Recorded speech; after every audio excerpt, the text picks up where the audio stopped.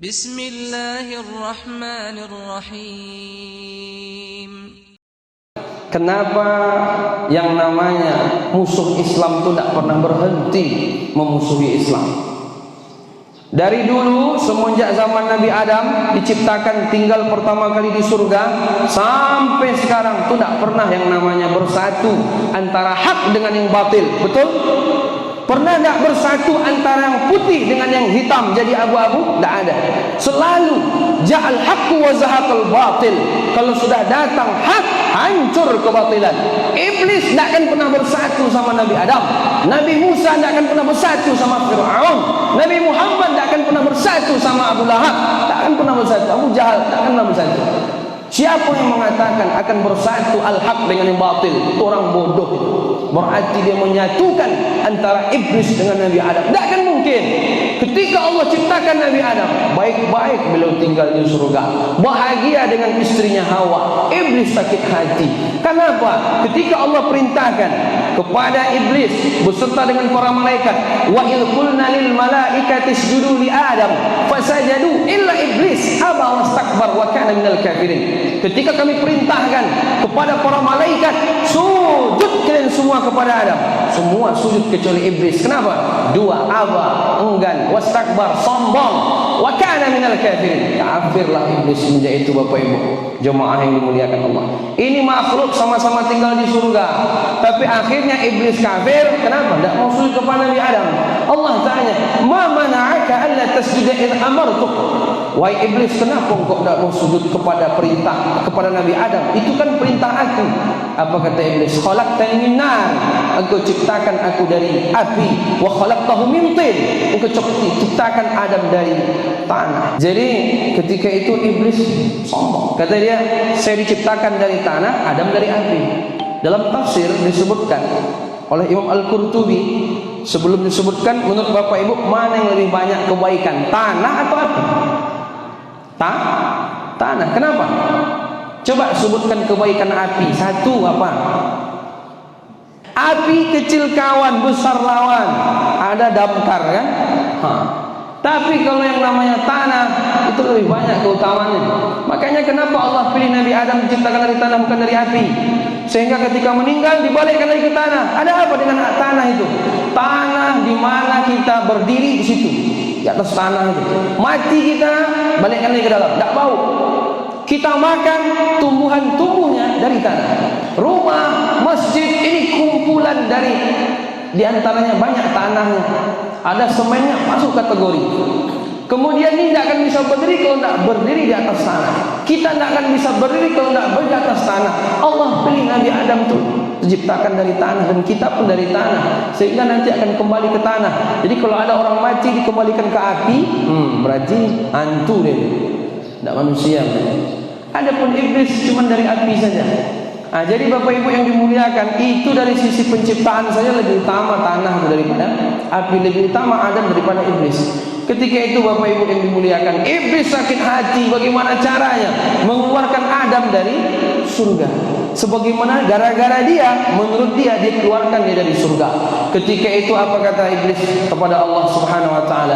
Fabima aghwaytani la'aqudanna lahum siratakal mustaqim thumma la'atiyannahum min bayni aydihim wa min khalfihim wa an aymanihim wa an syama'ilihim wa la tajidu aktsarahum syakirin. Kalau engkau sudah menyesatkan aku, engkau keluarkan aku dari surga, akan aku halangi hamba-hambamu dari jalanmu yang lurus. Makanya minta ihdinas siratal mustaqim, wajib sehari minimal 17 kali, belum yang sunnah-sunnah.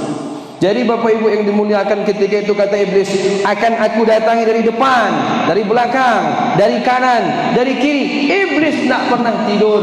Iblis itu tidak pernah istirahat. Dia selalu berjuang memasukkan kita ke neraka. Sebagaimana dia dimasukkan ke neraka nanti kelak dari kiamat. Jadi Bapak Ibu yang dimuliakan, akhirnya dia goda iblis, Nabi Adam alaihissalam, keluar pula lah Nabi Adam dari surga. Ketika Allah menciptakan iblis, ketika Allah menciptakan Nabi Adam, setelah diciptakan tinggal di surga, kekufuran iblis kepada Allah jelas nampak, dikeluarkan dari surga. Allah sudah mewanti-wanti Nabi Adam. Apa kata Allah Subhanahu wa taala? Faqulna, kami mengatakan, ya Adam, wahai Adam, inna hadza aduwwun laka wa li zawjika fala yukhrijannakuma minal jannati kaifa tashqa. Wahai Adam, ini si iblis ini musuhmu dan musuh istrimu. Jangan sampai gara-gara dia kalian berdua keluar dari surga. Celaka nanti, karena enak sekali surga. La ainun ra'at wala udhunun sami'at wala khatara ala qalbil bashar. Tak pernah ada mata yang melihat, telinga yang mendengar, terlintas di hati sanubari manusia betapa indahnya surga. Itulah yang Allah sediakan bagi orang-orang saleh. Bapak Ibu tahu dalam hadis Nabi, serendah-rendah surga, sebawah-bawah surga yang Allah ciptakan, itu nikmat paling bawah adalah 10 kenikmatan dunia.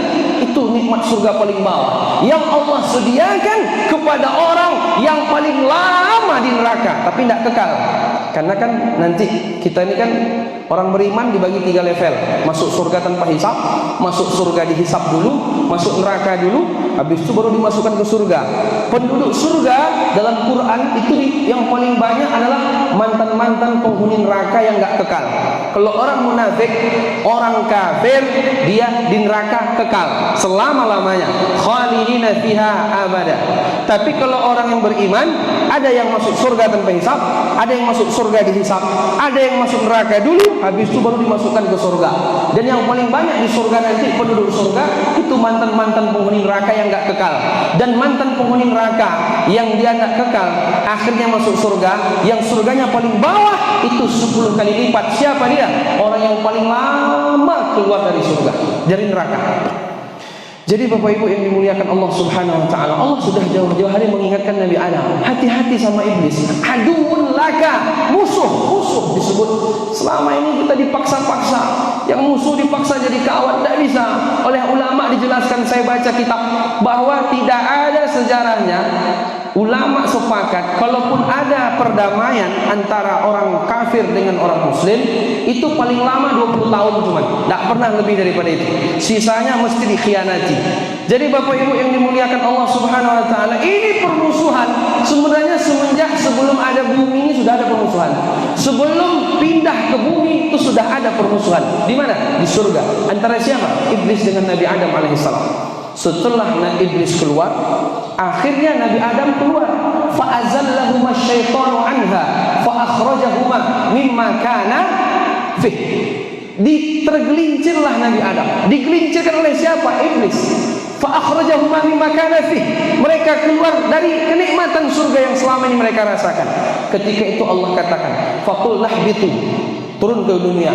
Ba'dukum li ba'din adu walakum fil ardi mustaqarru wa mata'un ilahin. Antara satu dengan yang lain kalian saling bermusuhan. Itu sudah Allah jelaskan.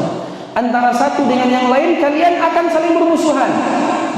Maka Bapak Ibu yang dimuliakan Allah Subhanahu wa taala, kalau pertanyaannya apakah umat Islam ini akan bersatu dengan kekufuran? Tidak mungkin bersatu. Dari dulu kalau kita lihat sejarah, Nabi Muhammad SAW itu setiap 2 bulan mesti perang. Mesti perang. Cuman bukan berarti pula kita perang kayak gitu juga. Tapi kata sejarah, jujur, itu setiap 2 bulan perang. Makanya kita baca sejarah, isinya mesti perang yang paling banyak. Haji sekali, umroh 4 kali. Haji sekali, umroh 4 kali. Sisanya perang. Makanya Nabi memimpin perang itu 28 kali selama hidupnya. Dan terjadi di zaman Nabi perang, ghazwah atau syariah itu sampai 77 kali. Betapa musuh itu banyak. Bayangkan sekarang di India umat Islam minoritas itu kayak gitu sekarang. Di Uighur Cina kayak gitu juga. Di Palestina tidak selesai. Hutang kita banyak. Jadi Bapak Ibu, untuk apa kita saling berpecah belah? Hanya gara-gara rapat kaki nggak rapat, hanya gara-gara tangan goyang-goyang pas tasyahud. Saya termasuk yang mengambil pendapat ketika kunut nggak kunut, untuk apa? PR kita banyak. Palestina PR kita, Uighur PR kita, India sekarang yang terbaru PR kita. Banyak PR kita Bapak Ibu. Dan di Indonesia hari ini juga banyak PR kita. Itu apa kita berpecah belah? Sementara setan itu pengen sekali kita berpecah belah. Dalam hadis Nabi, apa kata Rasulullah? Hampir-hampir setan itu putus asa untuk menggoda kita untuk melakukan kesyirikan. Tapi ternyata setan tidak putus asa untuk memecah belah kita. Maka Bapak Ibu yang dimuliakan Allah Subhanahu wa taala, pertempuran, permusuhan antara iman dengan kekafiran, antara pasukan Allah dengan pasukan iblis, itu akan selalu ada sampai di akhir zaman. Cuman nanti di celah-celah itu ada orang-orang munafik, karena mungkin takut sama atasannya, mungkin karena dia takut sama entah siapa, akhirnya ternyata dia menjual agamanya karena dunia. Dan menjual agama karena dunia hari ini sudah nampak. Tidak cuma orang awam, ulama-ulama pun banyak sekarang sudah dibeli. Syukran ya Rabbi, syukran, hadaita qalbi, syukran.